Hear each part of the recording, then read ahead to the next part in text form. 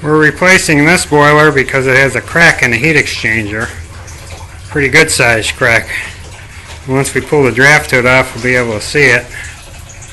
Let's go ahead and Kevin see if you can yank that draft hood off.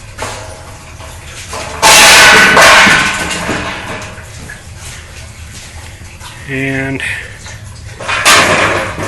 there's our crack. That's like the Grand Canyon of cracks there.